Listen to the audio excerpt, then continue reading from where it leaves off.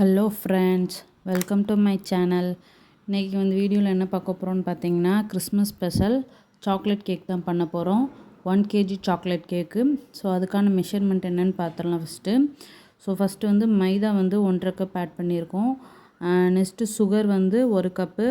அப்புறம் cocoa powder 1/4 cup add பண்ணியிருக்கேன். அப்புறம் baking powder 1 teaspoon, baking soda 1/2 teaspoon, உப்பு 1 சிட்டிகை.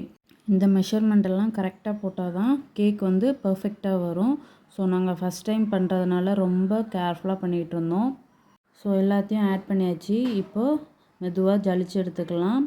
ஸோ சின்ன சின்ன கட்டி இருந்தாலும் கேக் நல்லா வராதுன்பாங்க. ஸோ அதனால் நல்லா ஜலிச்சு எடுத்துக்கோங்க. எல்லாத்தையும் ஜலிச்சது எல்லாத்தையும் பாத்திரத்தில் மாற்றிட்டு 1 கப்பு பால், காய்ச்சி ஆற வச்ச பாலை ஆட் பண்ணியிருக்கோம்.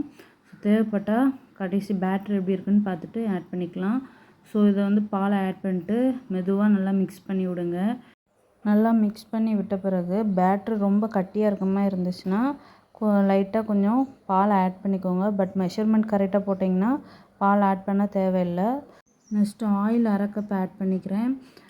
அது கூடவே வெண்ணிலா எசன்ஸ் 1 டீஸ்பூன் ஆட் பண்ணியிருக்கேன். நாங்கள் இன்றைக்கி கேக் எக்கு இல்லாமல் நார்மலாக தான் கேக் பண்ணுறோம். ஸோ இது கூட சாக்கோ சிப்ஸ் ஆட் பண்ணிக்கலாம்.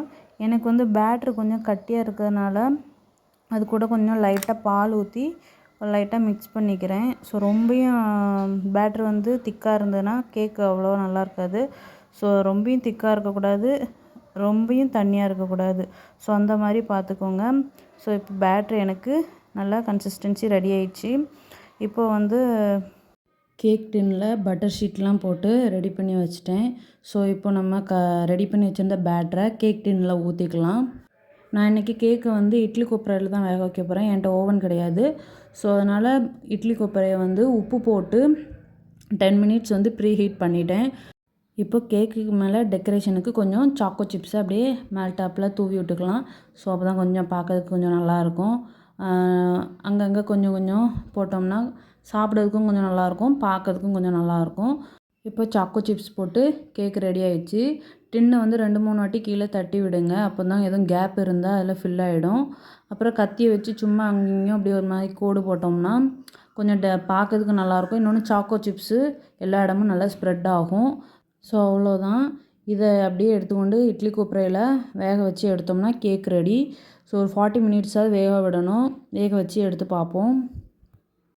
40 மினிட்ஸ்க்கு மேலே ஆயிடுச்சு. ஸோ கேக்கும் நல்லா பார்க்கறதுக்கு நல்லா வந்த மாதிரி தான் இருக்குது. ஸோ ஒரு கத்தியை வச்சு நல்லா குத்தி விட்டு பாருங்கள் எதுவும் ஒட்டுதான்னு. கேக்கை பிளேட்டுக்கு மாற்றிட்டு கேக்கில் இருந்த பட்டர் ஷீட்டை மெதுவாக பிரித்து எடுத்துடலாம். ரொம்ப ஃபாஸ்ட்டாக எதுவும் பண்ண வேண்டாம். நாங்கள் ரொம்ப பொறுமையாக பண்ணிகிட்டு இருந்தோம் கேக்கு பிரிந்துருமோ அப்படின்ட்டு. ஸோ அது நல்லா பர்ஃபெக்டாக நாங்கள் மெதுவாக பிரித்து எடுத்துட்டோம். ஸோ இப்போ கேக்குக்கு மேலே டெக்கரேஷனுக்கு சாக்லேட்டை தான் நாங்கள் மெல்ட் பண்ணி வச்சுருக்கோம். ஸோ அதை அப்படியே டெக்கரேஷனுக்கு கேக்கு மேலே ஸ்ப்ரெட் பண்ணி விட்டுறலாம் அப்படின்ட்டு வச்சுருந்தோம். கேக் பாருங்கள் எப்படி பர்ஃபெக்டாக வந்திருக்கு. ஸோ நல்லா சாஃப்டாகவும் இருந்தது, ஸ்பாஞ்ச் மாதிரி நல்லா அழகாக இருந்துச்சு. ஸோ இப்போ இதுக்கு மேலே சாக்லேட்டை டபுள் பாயிலிங் மெத்தடில் மெல்ட் பண்ணி ஸோ கேக்குக்கு மேலே ஸ்ப்ரெட் பண்ணி விட்டுறலான்ட்டு இருக்கோம். அது கூடவே பவுடர் சுகரையும் அப்படியே ஸ்ப்ரெட் பண்ணி விட்டோம்னா ரொம்ப நல்லாயிருக்கும் பார்க்கவே. ஸோ நாங்கள் அது பவுடர் சுகரையும் நல்லா ஸ்ப்ரெட் பண்ணி விட்டுட்டு மேலே 2 சாக்லேட்டை சும்மா டெக்கரேஷனுக்கு அப்படியே வச்சுருக்கோம். இதுதான் கேக்கோட ஃபைனல் லுக்கு. எப்படி இருக்குன்னு கமெண்ட் பண்ணுங்கள். ஸோ ஃபஸ்ட் டைம் கேக் பண்ணதில் பர்ஃபெக்டாக வந்திருக்கு. எங்களுக்கே ஆச்சரியமாக இருந்தது, ரொம்ப ஹாப்பியாகவும் இருந்தது. அப்புறம் என்ன கேக்கை வளைச்சி வீடியோவும் ஃபோட்டோவுமா கொஞ்சம் எடுத்துக்கிட்டோம். கேக் எப்படி இருக்குன்னு கமெண்ட் பண்ணுங்கள். எல்லாருக்கும் லேட்டட் கிறிஸ்மஸ் வாழ்த்துக்கள். ஸோ வீடியோ பிடிச்சிருந்தால் லைக் பண்ணுங்கள், ஷேர் பண்ணுங்கள், கமெண்ட் பண்ணுங்கள். முக்கியமாக சப்ஸ்கிரைப் பண்ணிட்டு வீடியோ பாருங்கள். பக்கத்தில் உள்ள பெல்லையும் தட்டி விட்டுருங்க. Tata, bye bye, see you.